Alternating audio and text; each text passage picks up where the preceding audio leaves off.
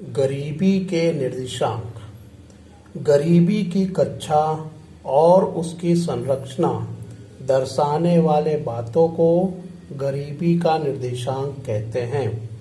गरीबी की कक्षा यानी स्तर और उसकी संरचना मतलब ढांचा। गरीबी की कक्षा और उसकी संरचना दर्शाने वाली बातों को गरीबी का निर्देशांक कहते हैं। तो गरीबी का निर्देशांक किसे कहते हैं, आपको परिभाषा मालूम पड़ गई। ठीक है, अब हम लोग आगे शुरुआत करते हैं। देश में गरीबी को दर्शाने वाले विविध तत्वों को गरीबी के निर्देशांक के रूप में जाना जाता है। गरीबी और उनकी गरीबी के स्तर को पहचानने के लिए निश्चित निर्देशांक उपयोगी है, जिसके द्वारा गरीबी के निश्चित स्वरूप और प्रमाण को जाना जा सकता है।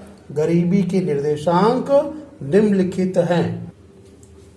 गरीबी के निर्देशांक निम्नलिखित है, जिसमें पहला निर्देशांक है प्रति व्यक्ति नीचा घरेलू उपभोग खर्च। प्रति व्यक्ति घरेलू उपभोग खर्च यानी एक वर्ष के दौरान परिवारों द्वारा खरीदी गई सभी वस्तुएं और सेवाएं। ठीक है, तो ये आपकी परिभाषा हो गई कि प्रति व्यक्ति घरेलू उपभोग खर्च यानी एक वर्ष के दौरान परिवारों द्वारा खरीदी की गई सभी वस्तुएं और सेवाएं।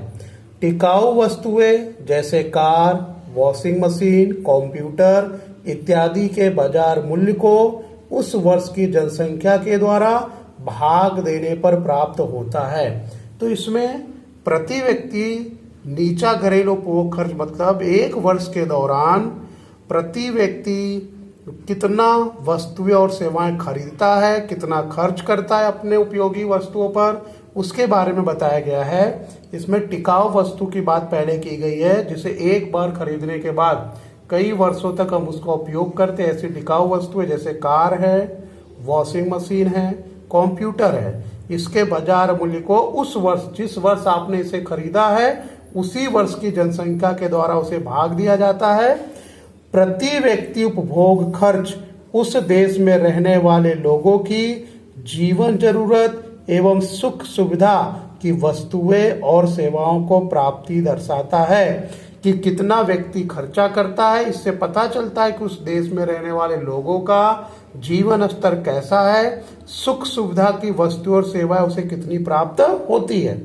विकासशील देशों में विकसित देशों की तुलना में प्रति व्यक्ति उपभोग खर्च बहुत ही कम होता है, जिससे जीवन की गुणवत्ता बहुत नीची होती है। गरीबी अधिक प्रमाण में देखने को मिलती है। तो यहाँ पर आपने उदाहरण देख लिया कि विकासशील देशों में विकसित देशों की तुलना करें तो प्रति व्यक्ति उपभोग खर्च बहुत कम होता है। जो आप पहले से भी जानते हो कि हमारे देश मतलब विकासशील देशों में प्रति व्यक्ति आय कम होता है, इसीलिए प्रति व्यक्ति उपभोग खर्च भी कैसा होता है, कम होता है, जिससे यह पता चल जाता है कि विकसित देशों की तुलना में विकासशील देशों का जीवन गुणवत्ता बहुत ही नीचा है और गरीबी अधिक प्रमाण में देखने को मिलती है।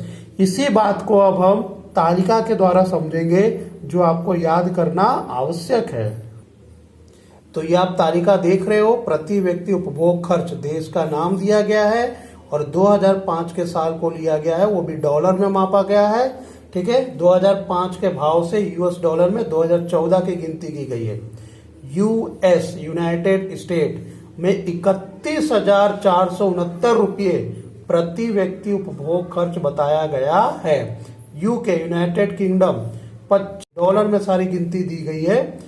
पाकिस्तान $603, चीन $1,420 और भारत $725। अगर हम इस तालिका की बात करते हैं, प्रति व्यक्ति उपभोग खर्च मात्र $725 है। इससे हम बता सकते हैं कि विकासशील देशों की तुलना विकसित देशों की तुलना में विकासशील देशों का प्रति व्यक्ति उपभोग खर्च बहुत ही नीचा है, जो ये दर्शाता है कि विकासशील देशों में जीवन की गुणवत्ता का स्तर भी बहुत नीचा है, यानी गरीबी का प्रमाण अधिक देखने को मिलता है।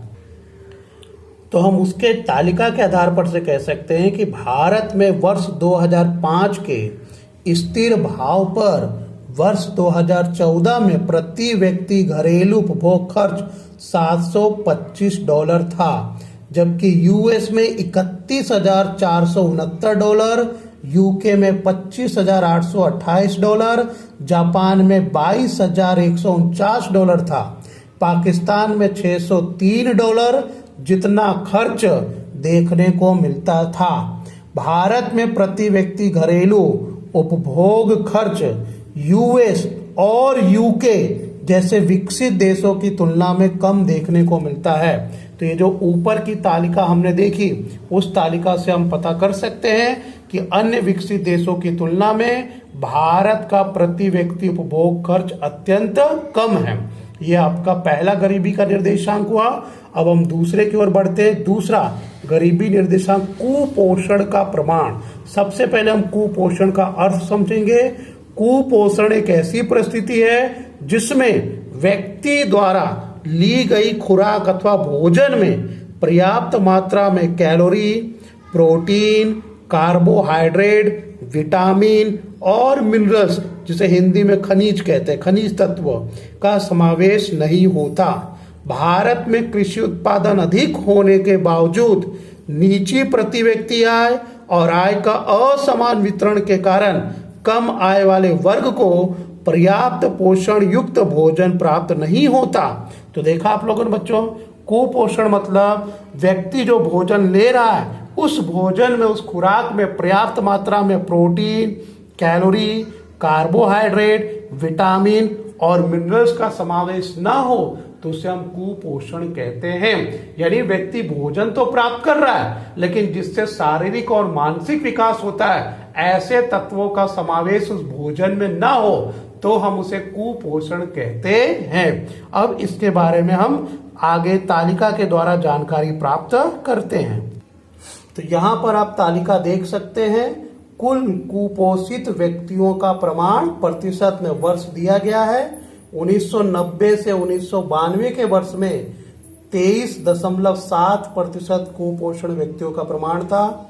2000 से 2002 में 17.5%, 2005 से 2007 में 20.5%, 2010 से 2012 15.6%, 2014 से 2016 15.2%।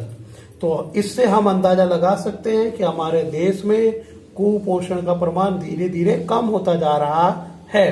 तो देखते हैं इसे क्रमशः कि विश्व में खाद्यान्न सुरक्षा की परिस्थिति 2015 पर से फाओ, फूड एंड एग्रीकल्चर ऑर्गेनाइजेशन, जिसे खाद्य और कृषि संगठन के नाम से हिंदी में जाना जाता है, के अहवाल के अनुसार भारत में कुपोषित अर्थात कम भोजन प्राप्त करने वाली जनसंख्या का प्रमाण विश्व में दूसरे नंबर पे था, जो गरीबी का निर्देश करता है। तो ये जो आप लाइन आपने देखा, निशान लगाना है कि विश्व में खाद्यान्न मतलब खाने का फसल, विश्व में खाद्यान्न सुरक्षा की परिस्थिति में फाओ ने क्या अहवाल दिया, तो पूरे विश्व में भारत कुपोषण के आधार पर कौन से नंबर पर है, दूसरे नंबर पे है, जो यह प्रतीत करता है कि भारत में गरीबी सबसे अधिक है। तो ये आपने देखा कुपोषण के प्रमाण के बारे में, जिसमें आपने तालिका देखी। ठीक है, 5 नंबर के प्रश्न जब आएंगे गरीबी की निर्देशांक, तब आपको ये तालिका भी बताना आवश्यक है। अब हम तीसरे निर्देशांक की ओर चलते हैं। तीसरा निर्देशांक अपेक्षित आयु तथा बाल मृत्यु की दर। ऐसे शब्द आप आगे के पाठ में भी पढ़ चुके हैं।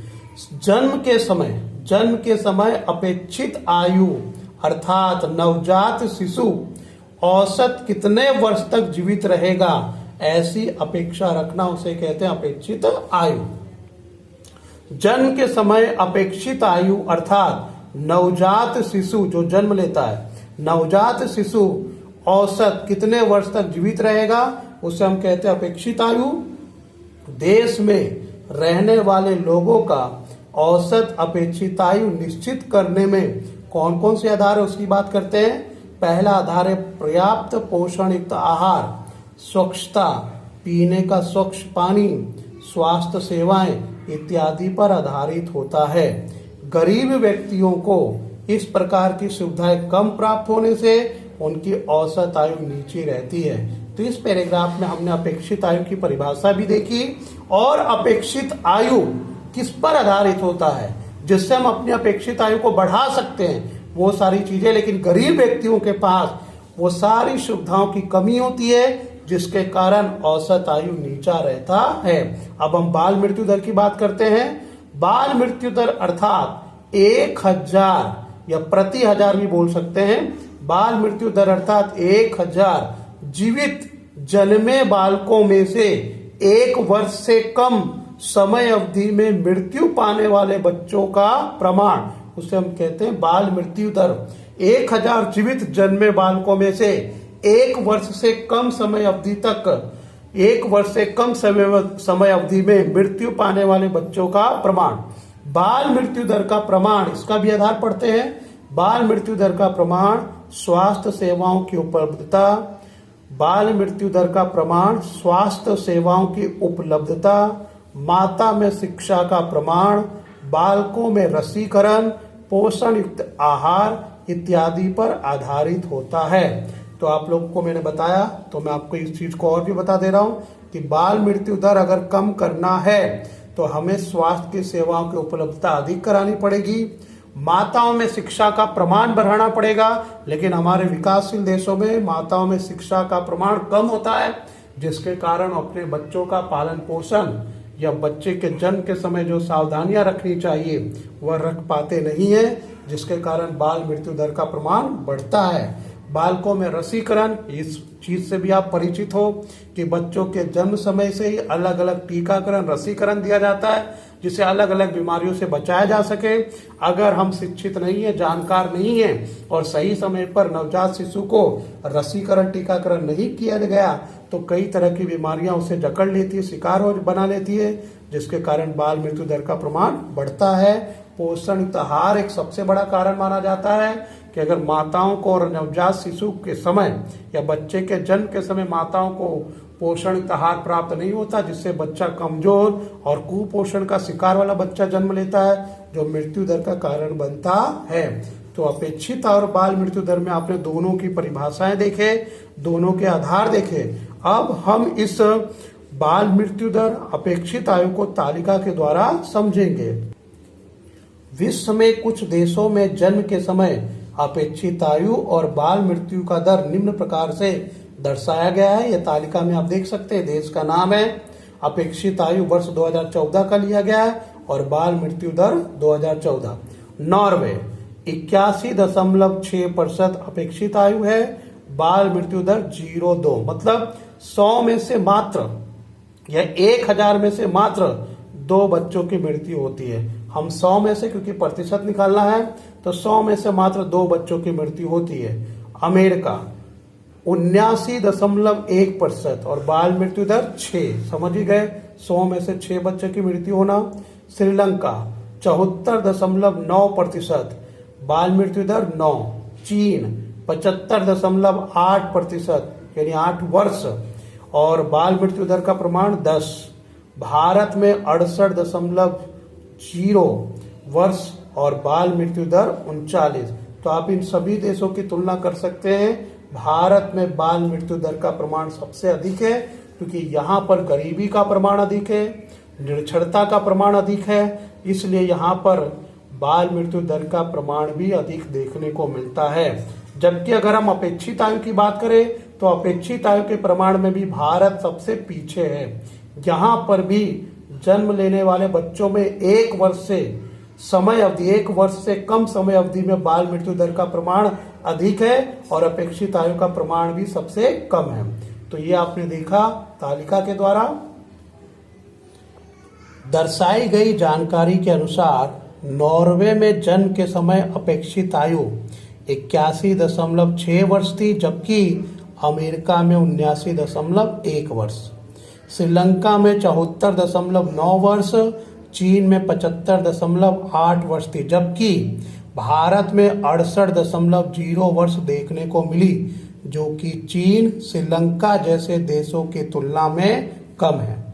बाल मृत्यु दर के मामले में नॉर्वे में प्रति हजार, मैं 100 की बात कर रहा था प्रतिशत के लिए, यहाँ प्रति हजार जन्मे बालकों में से बाल मृत्यु दर का प्रमाण मात्र 2 है।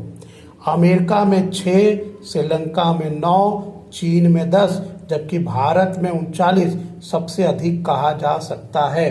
तो इस तरह से आपने देखा तीसरा निर्देशांक गरीबी का अपेक्षित और बाल मृत्यु दर, जिसमें बाल मृत्यु दर में भारत का प्रमाण सबसे अधिक है और अपेक्षित आयु सबसे कम देखने को मिलता है। अब हम चौथे निर्देशांक की ओर बढ़ते हैं, जिसका नाम है स्वास्थ्य की सुविधाएं। चौथा निर्देशांक स्वास्थ्य की सुविधाएं। स्वास्थ्य के क्षेत्र में डॉक्टर, नर्स, कंपाउंडर इत्यादि कर्मचारियों का समावेश होता है और उसकी कमी स्वास्थ्य सेवाओं पर प्रतिकूल प्रभाव डालती है।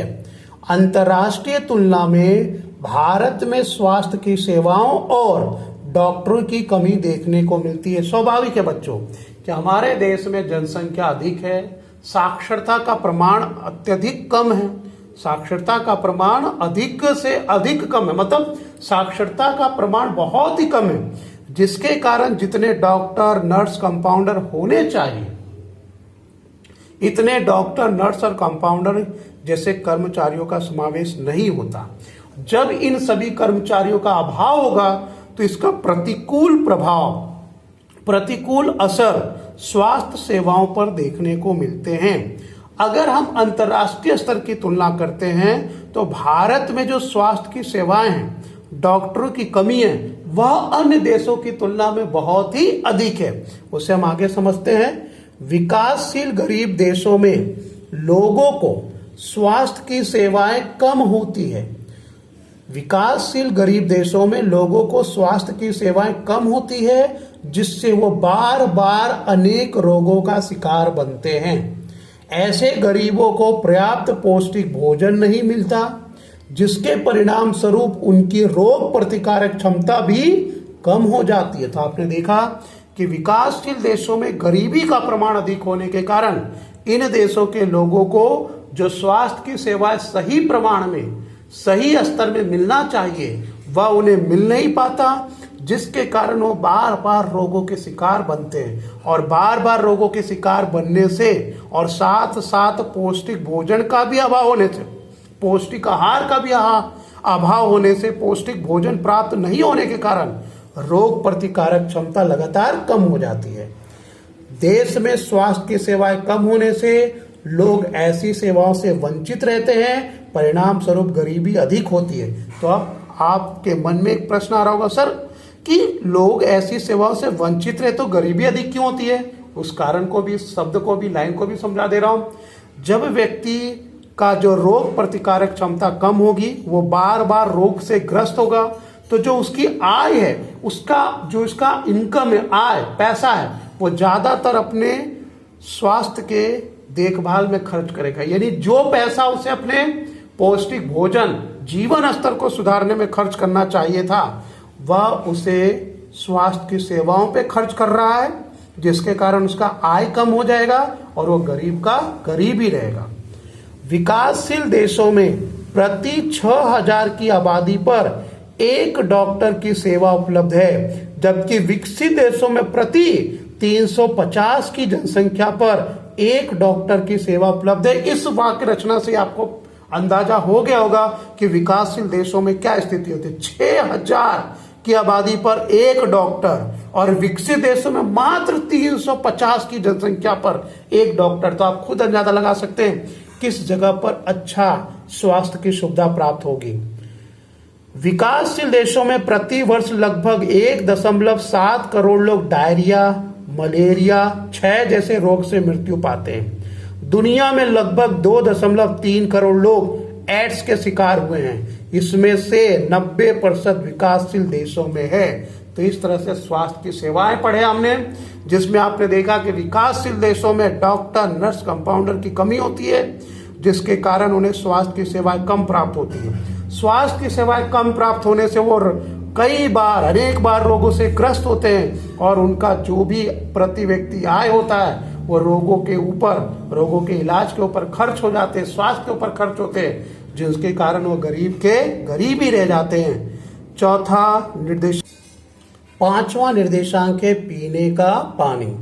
जन समूह का स्वास्थ्य सबसे अधिक सुरक्षित पीने लायक पानी एवं स्वच्छता की सुविधा के साथ संकलित है। दूषित पानी, शुद्ध और पौष्टिक भोजन का अभाव इत्यादि तत्व अनेक रोगों के कारण होते हैं। तो आपने देखा जो लोगों का स्वास्थ्य है वो सबसे अधिक किससे सुरक्षित होता है? पीने लायक स्वच्छ पानी से। अगर उन्हें पीने लायक पानी नहीं मिलता तो उन्हें अनेक प्रकार के रोग उत्पन्न होते हैं।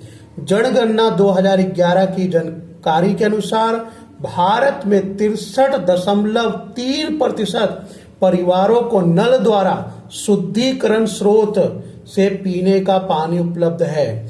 8.67% परिवारों को नल द्वारा शुद्धिकरण न किया हुआ पानी, 26% लोगों को अन्य स्रोत जैसे कि कुआं, हैंडपंप, ट्यूबवेल, झरना, नदी, नहर, तालाब में से पीने का पानी प्राप्त होता है। तो ये जितने भी प्रतिशत आपने देखे वो आपको याद रखना है। विकल्प में, रिक्त स्थान में, एक एक वाक्य में आपको पूछे जाएंगे कि जनगणना 2011 की जानकारी के अनुसार भारत में कितने प्रतिशत परिवारों को नल द्वारा शुद्धिकरण पानी मिलता है? 63.3%। कितने प्रतिशत परिवारों को नल के द्वारा शुद्धिकरण पानी नहीं मिलता? 8.67%। कितने प्रतिशत लोगों को अन्य के द्वारा मतलब कुआं, हैंडपंप, ट्यूबवेल, झरना, नदी, नहर, तालाब से पीने का पानी मिलता है? 26%।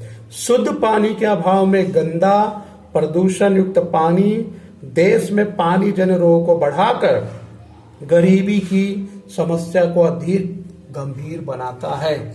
और यह शुद्ध पानी न प्राप्त होने के कारण हमें गंदा, प्रदूषण युक्त पानी उपयोग करना पड़ता है, जिसके कारण देश में पानी जन्य मतलब पानी से होने वाले रोगों को बढ़ावा मिलता है और गरीबी की समस्या और अधिक गंभीर हो जाती है। जो मैंने आपको पहले बताया कि अगर हम गरीब हैं और उसमें हम बीमार होते रहे लगातार तो हमारा ज्यादातर आय बीमारी के इलाज में पैसा खर्च हो जाएगा, जिसके कारण हमारा जीवन स्तर सुधर पाएगा नहीं, जिसके कारण हम गरीब ही रह जाते हैं। छठा निर्देशांक आता है शौचालय की सुविधा।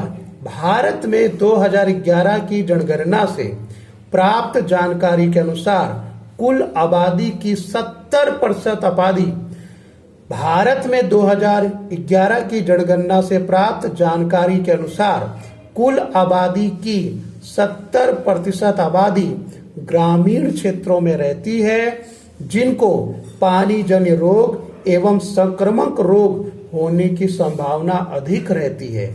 इससे बचने के लिए स्वच्छता महत्वपूर्ण है और उसके लिए शौचालय की सुविधा महत्वपूर्ण है। तो ये जो शौचालय है, आपने देखा होगा कि वर्तमान समय के प्रधानमंत्री नरेंद्र मोदी ने स्वच्छता अभियान और शौचालय का अभियान चलाया था।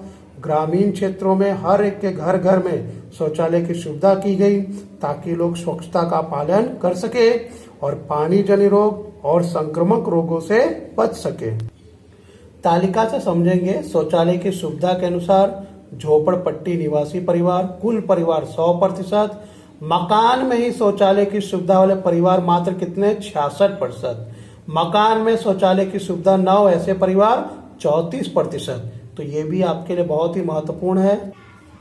भारत में 66% परिवारों में मकान के अंदर शौचालय की सुविधा उपलब्ध है, जबकि बाकी के 34% परिवार सार्वजनिक शौचालय या फिर खुले में शौच के लिए जाते हैं। परिणाम स्वरूप स्वच्छता के अभाव के कारण प्रदूषण और शारीरिक कमजोरी, उत्पादकता एवं उत्पादन को नीचा रखते हैं, जो गरीबी को बढ़ाने के लिए कारणभूत तत्व है। तो आपने देखा कि 100% परिवारों में से मात्र 66% परिवार ऐसे हैं जिनके मकानों के अंदर शौचालय है। बाकी के 34% परिवार ऐसे हैं जो खुले में शौचालय के लिए जाते हैं, शौच के लिए या सार्वजनिक शौचालय का उपयोग करते हैं, जिसके परिणाम स्वरूप प्रदूषण फैलता है, शारीरिक कमजोरी होती है। शारीरिक कमजोरी होगी तो जिस जगह वो काम करने जाते हैं उनकी उत्पादन कम होती है, जिसके कारण गरीबी का प्रमाण बढ़ता है। 7वां गरीबी का निर्देशांक है आवास। ये आपको अलग से भी टिप्पणी में आ सकता है। गरीबी के निर्देशांक के रूप में आवास और उसका स्वरूप एक निर्देशांक है। विकासशील देशों में आवास की तंगी होती है। लोग गंदे आवास एवं झोपड़पट्टी में रहते हैं। यह प्रवर्तमान अर्थात वर्तमान गरीबी का मापदंड है। आवास मनुष्य की प्राथमिक आवश्यकता है। आवास मनुष्य की प्राथमिक आवश्यकता है। आवास का मकान, कमरे और रहने वाले लोगों की संख्या, घर में नल, ड्रेनेज अर्थात गटर योजना, बिजली जैसी सुविधाओं वाले मकानों का प्रतिशत गरीबी का स्तर दर्शाता है। भारत में 60 करोड़ लोग स्वास्थ्य को नुकसान पहुंचाने एवं जीवन के लिए जोखिम रूप आवासों में रहते हैं। भारत में बड़े पैमाने पर मकान एक कमरे की सुविधा वाले हैं, जो गरीबी का एक मापदंड है। तो आपने देखा कि आवास भी मनुष्य की प्राथमिक आवश्यकता है और मकानों की कैसी सुविधा है, मकान में रहने वाले लोगों की संख्या कैसी है, घर में नल है या नहीं, ड्रेनेज की सुविधा, बिजली की सुविधा, ये भी गरीबी का एक मापदंड है, गरीबी का स्तर है। और भारत में 60 करोड़ लोग ऐसे हैं जो स्वास्थ्य को नुकसान पहुंचाए ऐसे जोखिम रूप आवासों में रहते हैं। भारत में बड़े पैमाने पर एक मकान की सुविधा उपलब्ध है, जो गरीबी के मापदंड के रूप में जाना जाता है। अब हम बात करते हैं गरीबी के निर्देशांक का 8वां निर्देशांक। 8वां निर्देशांक बिजली का उपभोग। किसी भी देश के आर्थिक विकास को प्रभावित करने वाला एक महत्वपूर्ण परिबल बिजली की सुविधा है। देश में उत्पादन बढ़ाने और लोगों का जीवन स्तर सुधारने में बिजली की सुविधा खूब महत्वपूर्ण है। भारत बिजली का एक बड़ा उत्पादक और उपभोग करने वाला देश है।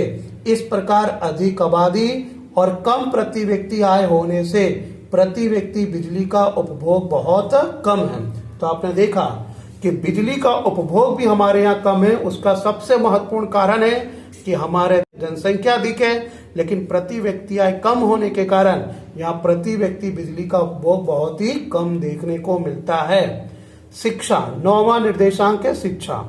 विश्व बैंक की जानकारी के अनुसार 15 वर्ष या उससे अधिक उम्र के लोग जो पढ़ लिख सकते हैं वे साक्षर है। एक बार फिर मैं दोहराना चाहूंगा, विश्व बैंक की जानकारी के अनुसार 15 वर्ष या उससे अधिक उम्र के लोग जो पढ़ लिख सकते हैं वे साक्षर हैं और बाकी के लोग निरक्षर हैं। शिक्षा और तालीम का नीचा प्रमाण देश में अकुशल और नीची उत्पादकता वाले श्रमिक उपलब्ध करवाता है। अब मैं आपको यहाँ पे शिक्षा और तालीम का अर्थ समझाना चाहूंगा।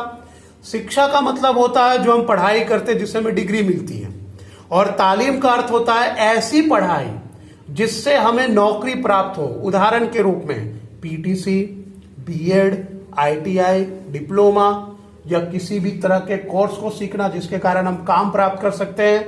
तो शिक्षा और तालीम में यह अंतर है।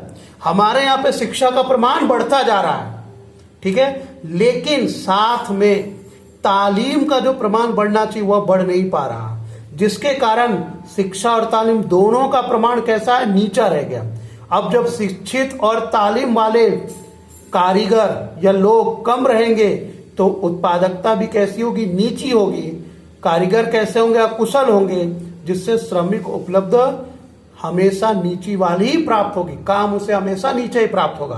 मैं एक बार फिर से समझाना चाहूंगा, शिक्षा और तालीम हमारे देश में दोनों का प्रमाण नीचा है, जिसके कारण हमारे देश में जो कुशल कारीगर उत्पन्न होने चाहिए वह अकुशल कारीगर बनते हैं, और अकुशल कारीगर को जो काम प्राप्त होता है वह श्रमिक काम प्राप्त होता है, श्रम का काम, मेहनत का काम प्राप्त होता है, और उसकी उत्पादकता हमेशा कैसी रहती है, नीची रहती है, जिससे श्रमिकों का व्यवसाय और रोजगार के अवसर और पसंदगी सीमित है, मर्यादित है, क्योंकि वो पढ़े लिखे ज्यादा नहीं है, उनके पास कोई खास कुशलता नहीं होता, कौशल नहीं होता, इसलिए वो सभी जगह पर नहीं जा सकते, इसलिए वो मर्यादित काम ही करते हैं, जिसके परिणाम स्वरूप कम वेतन और कम आय के कारण गरीबी बढ़ती है।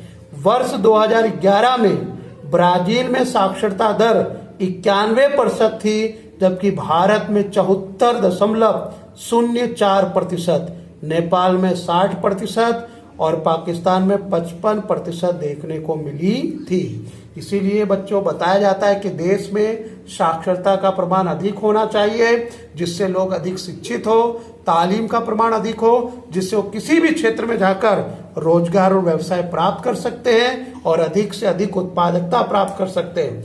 अधिक ऊंची उत्पादकता प्राप्त होगी तो उनका आय भी क्या होगा, अधिक होगा। आय अधिक होगा तो जीवन स्तर भी अधिक ऊंचा होगा। गरीबी का निर्देशांक का 10वां निर्देशांक, आय और संपत्ति का असमान वितरण। ये विकासशील देशों की मुख्य समस्या रही है कि जो भी राष्ट्र आय होता है, संपत्ति होती है, उसका वितरण हमेशा कैसा होता है, असमान। अमीर वर्ग को अधिक मिलता है और गरीब वर्ग को कम, जिसके कारण गरीबी का प्रमाण अधिक देखने को मिलता है। 1991 के आर्थिक सुधार, ये आपके विकल्प में भी आ जाएगा कि भारत में आर्थिक सुधार कब हुआ, 1991 के आर्थिक सुधार के बाद के समय में भारत में ऊंची दर से आर्थिक वृद्धि और प्रति व्यक्ति आय में तेजी से वृद्धि होने के बावजूद भी आय के असमान वितरण के कारण बड़े पैमाने पर गरीबी में कमी नहीं हुई। तो आपने देखा कि 1991 में आर्थिक सुधार शुरू हुआ, उसके बाद आर्थिक वृद्धि भारत में ज्यादा हुई, प्रति व्यक्ति आय में वृद्धि ज्यादा हुई, लेकिन फिर भी जो आय का समान वितरण था, बंटवारा था, असमान बंटवारे के कारण हमारे यहाँ जितनी ज्यादा गरीबी में कमी होनी चाहिए उतनी गरीबी में कमी नहीं हो पाई। आय की असमानता बढ़ने के साथ एक तरफ उच्च जीवन स्तर के साथ उच्च सुविधाएं भोगने वाले धनी वर्ग, तो दूसरी तरफ कम आय वाले, बिना मकान एवं गंदे आवास, भोजन, शिक्षा एवं स्वास्थ्य की मूलभूत न्यूनतम आवश्यकताओं से वंचित गरीब वर्ग देखने को मिलता है। तो अब ये भी मैंने बताया कि 1991 में आर्थिक सुधार हुआ, उसके बाद प्रति व्यक्ति आय भी ऊंचा हुआ, आर्थिक वृद्धि में भी तेजी हुई, लेकिन जो बंटवारे की असमानता देखने को मिली, इस असमानता के कारण दो वर्ग उत्पन्न हुए। एक अमीर वर्ग जिसका जीवन स्तर उच्च स्तर का था, सारी सुविधाएं उपलब्ध थी, दूसरा वर्ग था गरीब वर्ग जिसका जीवन स्तर निम्न स्तर का था, इन्हें किसी प्रकार की मूलभूत आवश्यकताएं प्राप्त नहीं हुई। हम इसे अब तालिका के द्वारा भी देख सकते हैं। यूएसए, यूके और भारत के उच्च स्तर के 1% जनसंख्या के पास प्राप्त वास्तविक आय का हिस्सा दर्शाया गया है। यहाँ तालिका देख सकते हैं। यूएस 15.2 और 2012 में 18.9, यूके 12.5, 12.7, भारत 1998 में 9.0 अर्थात 9.0 और 2012 12.6। तो आप देख सकते हैं कि उच्च स्तर की 1% जनसंख्या के पास वास्तविक राष्ट्र आय का हिस्सा प्रतिशत में दिया गया है। तो विकसित देशों की तुलना में भारत का राष्ट्र आय का हिस्सा बहुत ही कम देखने को मिलता है। गरीबी के निर्देशांक का 11वां निर्देशांक, अंतिम निर्देशांक। गरीबी के निर्देशांक का 11वां निर्देशांक, बेरोजगारी की ऊंची दर। प्रवर्तमान वेतन दर पर, प्रवर्तमान अर्थात वर्तमान वेतन दर पर कार्य करने की इच्छा रखता हो, शक्ति हो, योग्यता रखने वाले व्यक्ति को काम न मिले तो उसे बेरोजगार कहते हैं। इसका मतलब मैं समझा रहा हूं। प्रवर्तमान वेतन दर पर कार्य करने की इच्छा रखता हो अर्थात वर्तमान समय में जिस कार्य को ढूंढ रहा है उस काम का वेतन अगर 5,000 है, 10,000 है, 15, जो भी पगार है, उसी पगार पर वो काम करने को तैयार है कि हाँ भाई जो आप पगार दोगे उसी पगार पर हम काम करने के लिए तैयार है, हमें अधिक वेतन नहीं चाहिए। तो प्रवर्तमान वेतन दर पर कार्य करने की इच्छा, शक्ति और योग्यता रखने वाले व्यक्ति को काम ना मिले, मतलब ये सारी चीजें उसके पास हो, इच्छा भी हो काम करने की, शक्ति भी हो, योग्यता पढ़ा लिखा भी हो, फिर भी उसे काम ना मिले तो उसे हम बेरोजगार कहते हैं। भारत में वर्ष 2011 तक बेरोजगारी का प्रतिशत 9% के आसपास रही। वर्ष 2013-2014 में श्रम ब्यूरो द्वारा बेरोजगारी का पंजीकृत, जिसे हम रजिस्ट्रेशन इंग्लिश में कहते हैं, पंजीकृत अनुपात 15 वर्ष से अधिक आयु के लोगों में बेरोजगारी का दर 4.9% जितना देखने को मिली, जबकि ग्रामीण क्षेत्रों में यह दर 7.7% और शहरी क्षेत्रों के लिए 5.5% देखने को मिली। तो ये आपके हुए गरीबी के निर्देशांक के 11 निर्देशांक, जिसमें आपको एक साथ भी पूछा जा सकता है 5 नंबर में, या अलग अलग 3-3 नंबर 2-2 नंबर की टिप्पणी में पूछा जाएगा।